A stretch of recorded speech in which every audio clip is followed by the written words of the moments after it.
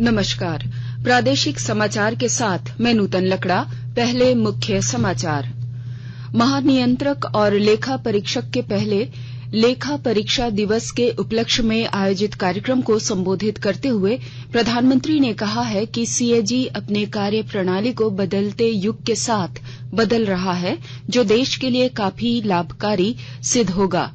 AJSU party के केंद्रीय अध्यक्ष सुदेश कुमार महतो ने कहा है कि राज्य सरकार को यह सार्वजनिक करना चाहिए कि राज्य में पंचायत चुनाव क्यों टाला जा रहा है। जेपीएससी की 7वीं से लेकर 10वीं तक की परीक्षा रद्द करने की मांग को लेकर अभ्यर्थियों ने आज मुख्य कार्यालय का घेराव किया और भगवान बिरसा मुंडा की स्मृति में भारतीय जनजातीय सहकारी विपणन विकास महासंघ आज से नई दिल्ली में आदि महोत्सव का आयोजन कर रहा है। अब समाचारों से पहले एक जरूरी संदेश। देश ने कोविड टीकाकरण अभियान के अंतर्गत 100 करोड़ टीका लगाने का लक्ष्य हासिल कर इतिहास रच दिया है। इस महत्वपूर्ण कार्य में योगदान करने वाले चिकित्सकों, नर्सों और अन्य स्वास्थ्य कर्मियों का आकाशवाणी अभिनंदन करता है। इसके साथ ही हम आपको सतर्क भी करना चाहते हैं कि कोविड अभी समाप्त नहीं हुआ है। आप सभी से हमारी अपील है कि यथाशीघ्र दोनों टीके लगवाएं और अन्य लोगों को भी टीके लगाने के लिए प्रेरित करें। त्योहारों के समय कृपया इन 3 आसान उपायों का पालन अवश्य करें। मास्क पहनें, 2 गज की सुरक्षित दूरी बनाए रखें, हाथ और चेहरा साफ रखें। कोविड से संबंधित कोई भी जानकारी और मार्गदर्शन के लिए आप राष्ट्रीय हेल्पलाइन नंबर 011-2397-8046 और 1075 पर संपर्क करें। इसके अलावा राज्य हेल्पलाइन नंबर 104 डायल कर समस्या का त्वरित समाधान लिया जा सकता है। महिला और बाल विकास मंत्रालय की चाइल्ड हेल्पलाइन है 1098। वरिष्ठ नागरिकों के लिए हेल्पलाइन 14567। मनोवैज्ञानिक सहायता के लिए निमहांस का नंबर है 0804611007। आयुष कोविड परामर्श हेल्पलाइन नंबर है 14443 और MyGov WhatsApp help desk number 90131515 पर व्हाट्सएप मैसेज भेजकर टीके का प्रमाण पत्र यथाशीघ्र डाउनलोड किया जा सकता है। और अब समाचार विस्तार से। प्रधानमंत्री नरेंद्र मोदी ने आज नई दिल्ली महानियंत्रक और लेखा परीक्षक सीएजी कार्यालय में पहले लेखा परीक्षा दिवस के उपलक्ष्य में आयोजित कार्यक्रम को संबोधित किया। लेखा परीक्षा दिवस सीएजी संस्था की ऐतिहासिक स्थापना और पिछले कई वर्षों में शासन, पारदर्शिता और जवाबदेही में उसका योगदान चिन्हित करने के लिए मनाया जा रहा है। श्री मोदी ने कहा है कि सीएजी अपने कार्य प्रणाली को बदलते युग के साथ बदल रहा है, जो देश के लिए काफी लाभकारी सिद्ध होगा। अपनी कार्य पद्धति को दुनिया के साथ अपडेट कर रहा है। दशकों तक हमारे देश में सीएजी की पहचान सरकारी फाइलों और वही खातों के बीच माथापच्ची करने वाली संस्था के तौर पर रही है। सीएजी से जुड़े लोगों की यही इमेज बन गई थी और इसका जिक्र मैंने 2019 में भी जब आपके बीच में आया था मैंने उल्लेख किया था। मुझे खुशी है कि आप तेजी के साथ परिवर्तन ला रहे हैं, प्रक्रियाओं को आधुनिक बना रहे हैं। आज आप एडवांस एनालिटिक टूल्स इस्तेमाल कर रहे हैं, जियो स्पेशियल डेटा और सैटेलाइट इमेजरी का इस्तेमाल कर रहे हैं। ये इनोवेशन हमारे संसाधनों भी उसमें भी होना चाहिए और हमारी कार्यशैली में भी होना चाहिए। आजसू पार्टी के केंद्रीय अध्यक्ष सुदेश कुमार महतो ने कहा है कि राज्य सरकार को यह सार्वजनिक करना चाहिए कि पंचायत चुनाव क्यों टाला जा रहा है। उन्होंने कहा कि पंचायत चुनाव सिर्फ चुनाव मात्र नहीं, बल्कि गांव के नेतृत्व को उभारने का अवसर भी है। यह गांव को सरकारी तंत्र के नजदीक लाने का भी अवसर है, लेकिन पंचायत चुनाव को लेकर वर्तमान सरकार की नीयत स्पष्ट नहीं है। श्री महतो ने आजसू प्रमुख ने कहा कि 2 साल से हेमंत सोरेन सरकार इस मामले में टालमटोल कर रही है। हेमंत सरकार के 2 साल में पंचायती राज व्यवस्था के जरिए कितने काम हुए हैं, इस पर भी श्वेत पत्र जारी करना चाहिए। प्रधानमंत्री नरेंद्र मोदी कल वीडियो कॉन्फ्रेंसिंग के माध्यम से 42वें अखिल भारतीय पीठासीन पदाधिकारियों के सम्मेलन को संबोधित करेंगे। अखिल भारतीय पीठासीन अधिकारियों के सम्मेलन का यह शताब्दी वर्ष है। 2 दिन का यह सम्मेलन शिमला में आयोजित होगा। पहला सम्मेलन 1921 में शिमला में हुआ था। इस अवसर पर लोकसभा अध्यक्ष, हिमाचल प्रदेश के मुख्यमंत्री और राज्यसभा के उपसभापति मौजूद रहेंगे। रिजर्व बैंक ने गैर बैंकिंग वित्तीय कंपनियों को 6 महीने के अंदर अतिरिक्त लोकपाल नियुक्त करने का निर्देश दिया है। जमा स्वीकार करने वाली 10 से अधिक शाखाओं की गैर बैंकिंग वित्तीय कंपनियां और 5,000 करोड़ रुपए की न्यूनतम परिसंपत्ति वाली गैर जमा वित्तीय कंपनियों से अतिरिक्त लोकपाल की नियुक्ति करने को कहा गया है। यह शिकायतों के निपटान के लिए प्रभावी आंतरिक तंत्र होगा। शिकायतकर्ता को अंतिम निर्णय देने से पहले आंतरिक लोकपाल गैर बैंकिंग वित्तीय कंपनियों द्वारा आंशिक या पूर्ण रूप से खारिज कर दी गई शिकायतों की समीक्षा करेगा। कोल इंडिया में वेतन समझौते को लेकर IBCCI की दूसरी बैठक कल नई दिल्ली में बेनतीजा रही। अगली बैठक में कॉमन चार्टर्ड ऑफ डिमांड पर चर्चा की जाएगी। यह बैठक अगले साल जनवरी महीने में होगी। HMM के शिवकांत पांडे ने यह जानकारी पत्रकारों को दी।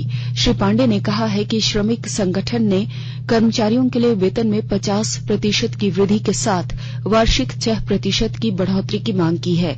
बैठक की अध्यक्षता कोल इंडिया के अध्यक्ष प्रमोद कुमार अग्रवाल ने की। इस बैठक में एटक, BMS, C2 और HMS के प्रतिनिधि मौजूद थे। आकाशवाणी के ताजातरीन समाचारों के लिए आप हमारी वेबसाइट newsonair.com पर लॉग ऑन कर सकते हैं। ताजा समाचार Twitter handle @AIR News Alerts और Facebook page all India radio news पर भी उपलब्ध है। आप प्रादेशिक समाचार एकांश के ट्विटर हैंडल @AIR News _ और फेसबुक, इंस्टाग्राम पेज तथा YouTube channel AIR News Ranchi पर भी हमारे बुलेटिन सुन सकते हैं। प्रादेशिक समाचार आप आकाशवाणी रांची से सुन रहे हैं और अब पेश है कोरोना से बचाव के कुछ संदेश। कोविड-19 से बचाव और सुरक्षित रहने के 3 उपाय।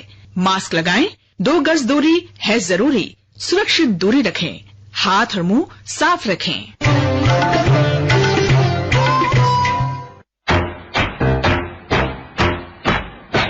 चलो मिलकर शुरुआत करें, चलो एक फैसला आज करें। मास्क नहीं तो टोकेंगे, कोरोना को रोकेंगे। चलो एक वादा करते हैं, चलो एक वादा करते हैं। मास्क नहीं तो टोकेंगे, कोरोना को रोकेंगे। भारत सरकार द्वारा जनहित में जारी।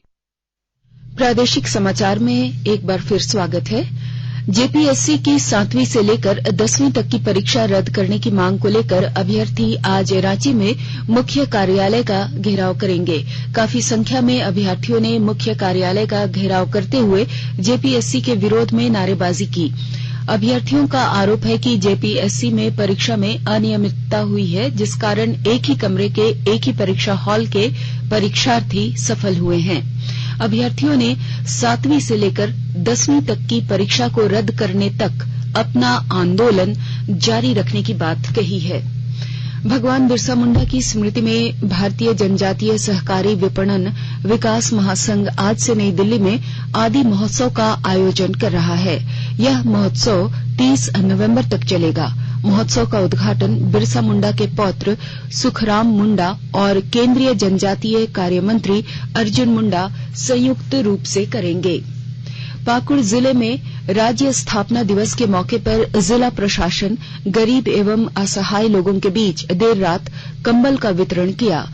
उपायुक्त वरुण रंजन ने जिला मुख्यालय के बस स्टैंड, रेलवे स्टेशन, सदर अस्पताल सहित कई सार्वजनिक स्थानों में राहगीरों, रिक्शा चालकों, गरीब असहाय जरूरतमंदों के बीच कंबल बांटे। मौके पर उप विकास आयुक्त अनमोल कुमार सिंह, एसडीओ पंकज कुमार, कार्यपालक पदाधिकारी कौलेश यादव सहित कई पदाधिकारी मौजूद रहे। कंबल वितरण के मौके पर उपायुक्त ने बताया कि 30,000 कंबल जिले को प्राप्त हुए, जिन्हें गरीब एवं असहाय लोगों के बीच एक सप्ताह के अंदर कंबल का वितरण कर दिया जाएगा। जमशेदपुर टाटा स्टील फाउंडेशन के द्वारा राज्य के स्थापना दिवस पर 5 दिनों तक चलने वाले संवाद की शुरुआत की गई। सोनारी स्थित ट्राइबल कल्चर सोसाइटी में 30 राज्यों के 87 आदिवासी समुदाय और 4,000 प्रतिनिधि शामिल हुए। 30 राज्यों से आए आदिवासी समाज के लोग कला संस्कृति के माध्यम से आदिवासी नृत्य प्रस्तुत किया। अमृत महोत्सव के तहत आकाशवाणी के साप्ताहिक क्विज में आइए आप भी शामिल हों। आजादी के 75 वर्षों का पर्व अमृत महोत्सव प्रत्येक बुधवार शाम 7 बजे प्रसारित होने वाले प्रादेशिक समाचार के दौरान पूछे गए प्रश्न का सही उत्तर देने वाले प्रथम 10 प्रतिभागियों में से लकी ड्रॉ द्वारा चुना हुआ एक प्रतिभागी इनाम का हकदार होगा। इसके लिए सुनते रहें आकाशवाणी रांची का प्रसारण।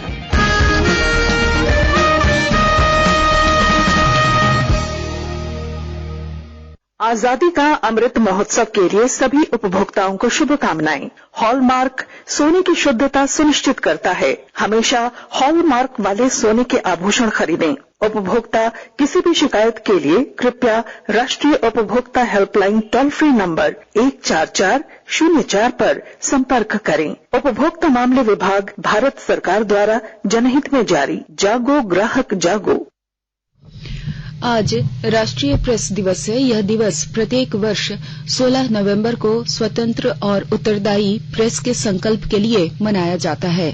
आज ही के दिन भारतीय प्रेस परिषद की स्थापना हुई थी। भारतीय प्रेस परिषद यह सुनिश्चित करता है कि मीडिया बिना किसी दबाव और धमकी के उच्चतम मानदंड बनाए रखे। प्रेस परिषद ने इस अवसर पर मीडिया के व्यापक प्रभाव पर एक संगोष्ठी का आयोजन किया है। त्योहारों में धनबाद जिले में मंद पड़े टीकाकरण अभियान को गति दी जाएगी। इसके लिए जिले में प्रतिदिन 100 जगहों पर विशेष शिविर लगाकर लोगों को कोरोना से बचाव के लिए टीका लगाया जाएगा। उपायुक्त संदीप सिंह ने बताया कि हाल के दिनों में एक साथ कई पर्व त्योहार मनाए गए। इस दौरान बाहर से भी काफी संख्या में प्रवासी और अन्य लोगों का जिले के विभिन्न इलाकों में आना हुआ है। अभी हर दिन 12 से 13 हजार लोगों का टीकाकरण हो रहा है। इस संख्या को 20 से 22 हजार तक ले जाने के लिए जिले में जगह जगह कैंप लगाया जाएगा। जयपुर के सवाई मानसिंह स्टेडियम में भारत और न्यूजीलैंड के बीच 3 T20 क्रिकेट मैचों की श्रृंखला के कल पहले मैच की तैयारी पूरी हो गई है।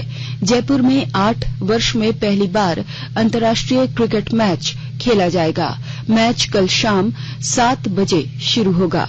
स्टेडियम में प्रवेश की अनुमति के लिए कम से कम पहला कोविड टीका लगाना होगा अनिवार्य। बिना टीका लगाए लोगों के प्रवेश के लिए नेगेटिव RT-PCR जांच रिपोर्ट देनी होगी। और अब अंत में मुख्य समाचार एक बार फिर। महानियंत्रक और लेखा परीक्षा के पहले लेखा परीक्षा दिवस के उपलक्ष्य में आयोजित कार्यक्रम को संबोधित करते हुए प्रधानमंत्री ने कहा है कि CAG अपने कार्य प्रणाली को बदलते युग के साथ बदल रहा है, जो देश के लिए काफी लाभकारी सिद्ध होगा। आजसू पार्टी के केंद्रीय अध्यक्ष सुदेश कुमार महतो ने कहा है कि राज्य सरकार को यह सार्वजनिक करना चाहिए कि राज्य में पंचायत चुनाव क्यों टाला जा रहा है। जेपीएससी की 7वीं से लेकर 10वीं तक की परीक्षा रद्द करने की मांग को लेकर अभ्यर्थियों ने आज मुख्य कार्यालय का घेराव किया। और भगवान बिरसा मुंडा की स्मृति में भारतीय जनजातीय सहकारी विपणन विकास महासंघ आज से नई दिल्ली में आदि महोत्सव का आयोजन कर रहा है। इसके साथ ही आकाशवाणी रांची से प्रादेशिक समाचार का ये बुलेटिन समाप्त हुआ। नमस्कार।